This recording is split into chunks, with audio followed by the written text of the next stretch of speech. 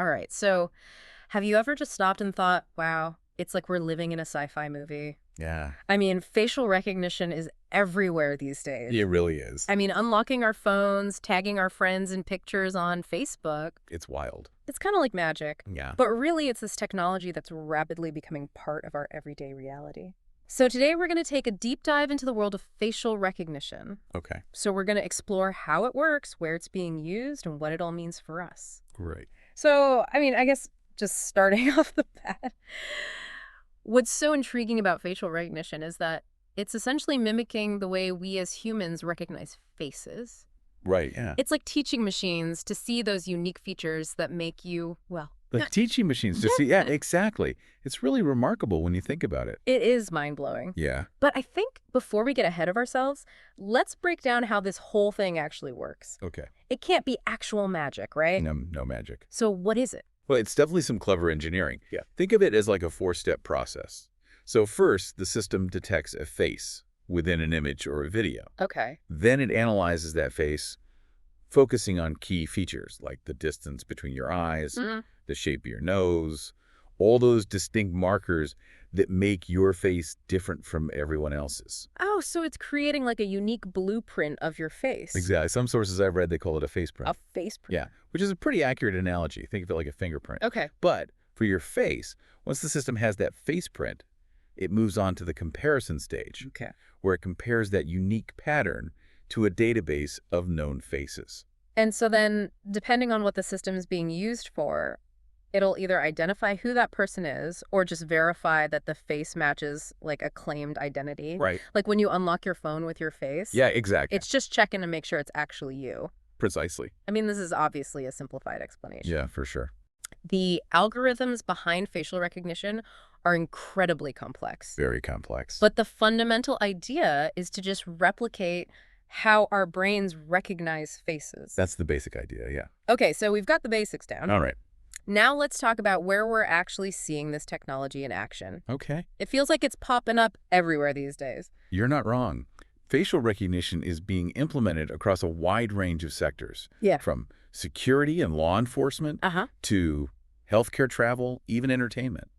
It's truly becoming ubiquitous. Let's start with security and law enforcement. Okay. That's probably one of the most well-known applications of facial recognition. Absolutely.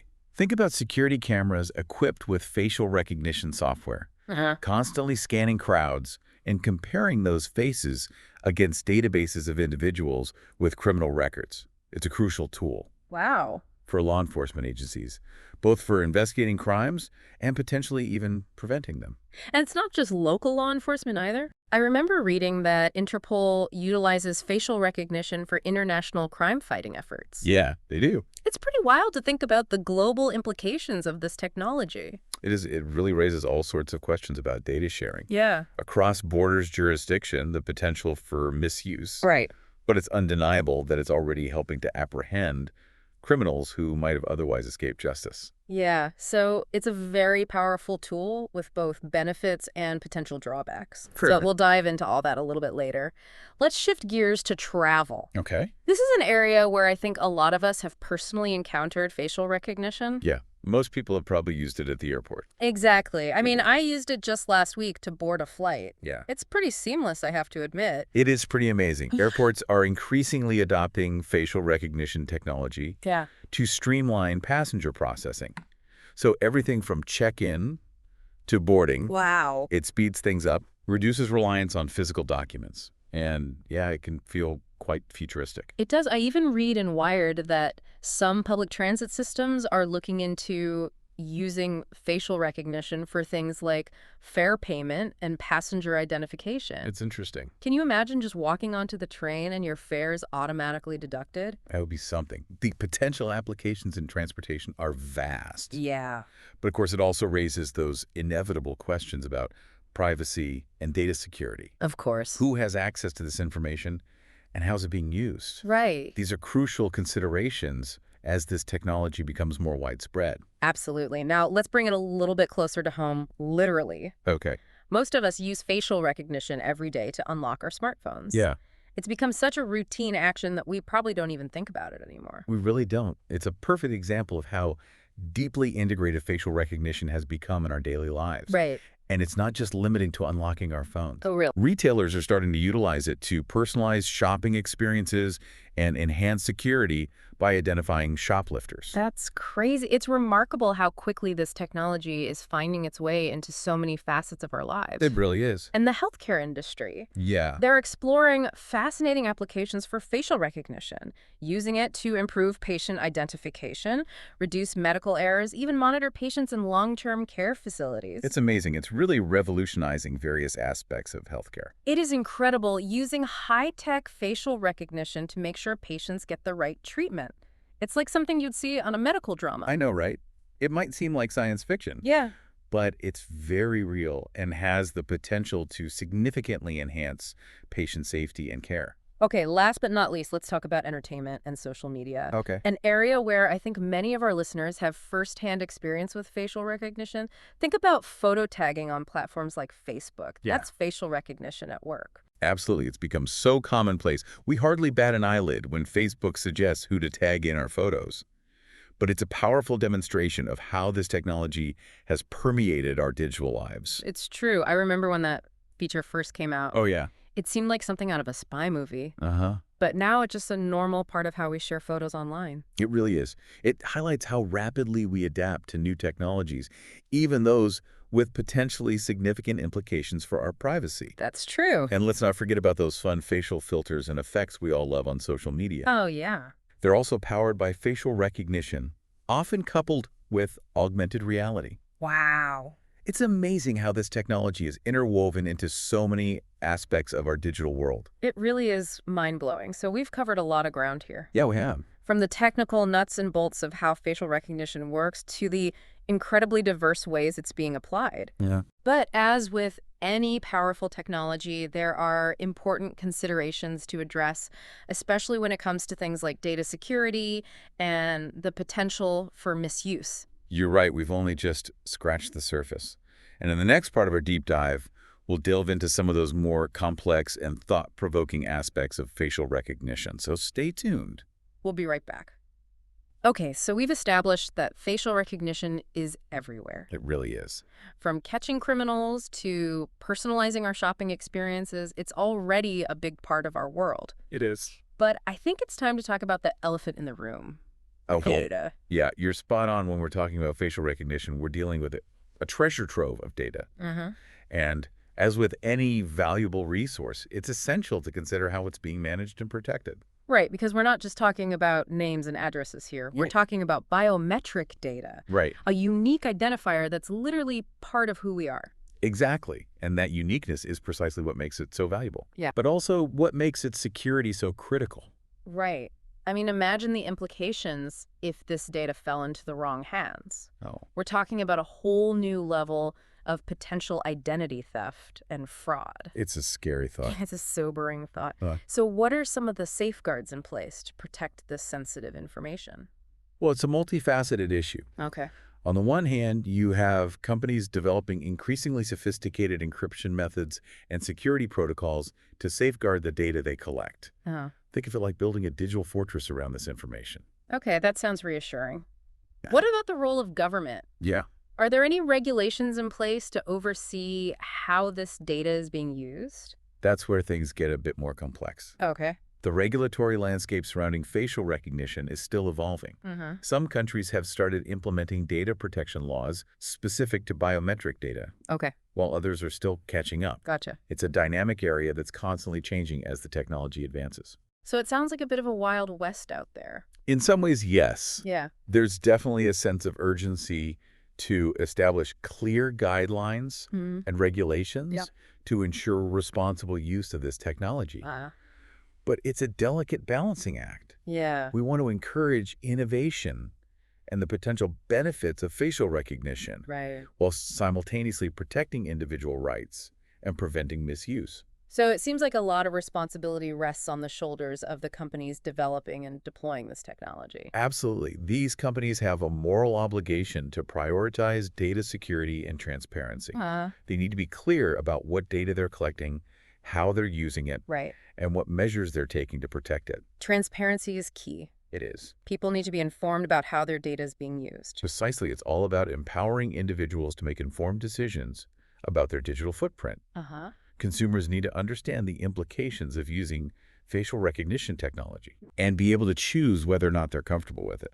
It all comes down to choice, doesn't it? It does. Having the knowledge and control to decide how our own data is used. That's the heart of the matter. Okay. We're moving into an era where data is an incredibly valuable commodity. Right. And facial recognition data is arguably one of the most sensitive types of data out there. Yeah. The more we understand about this technology and its potential implications, the better equipped we'll be to navigate this evolving landscape.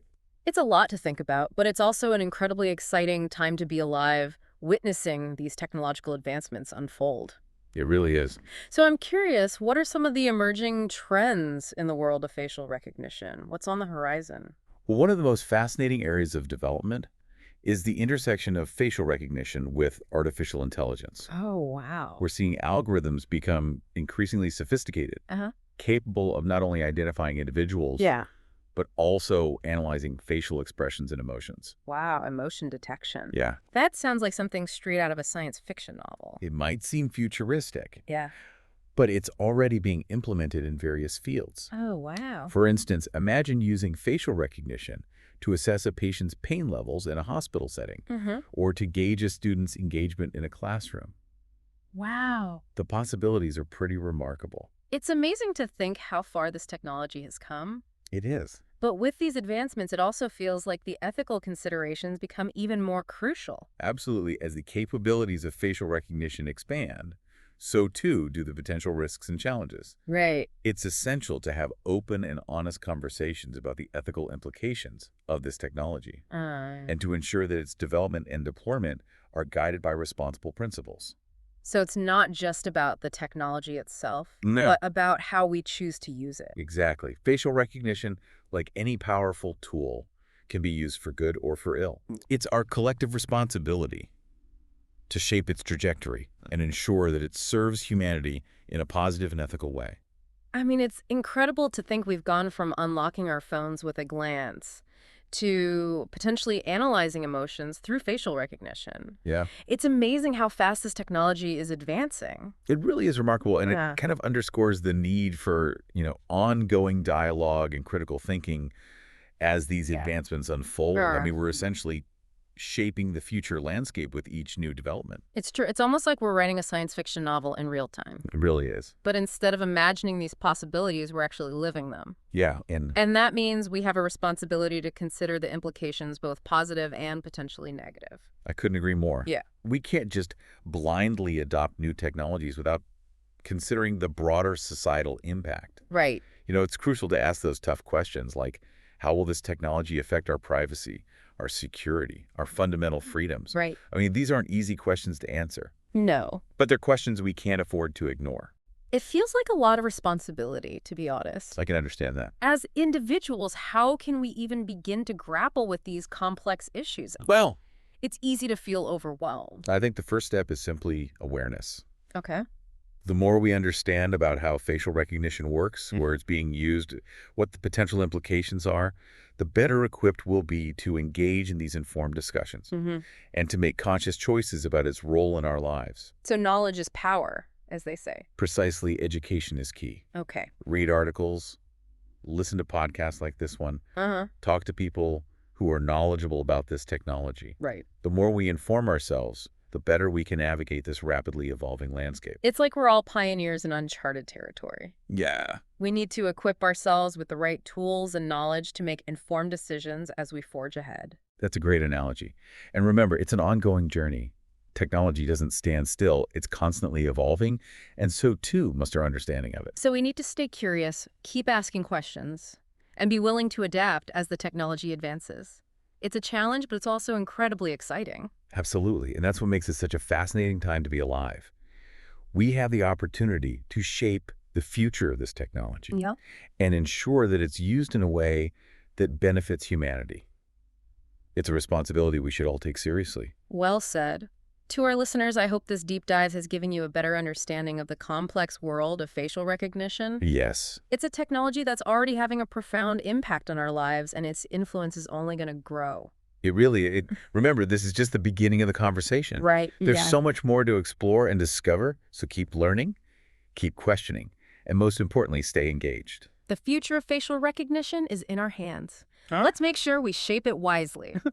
Until next time, keep exploring.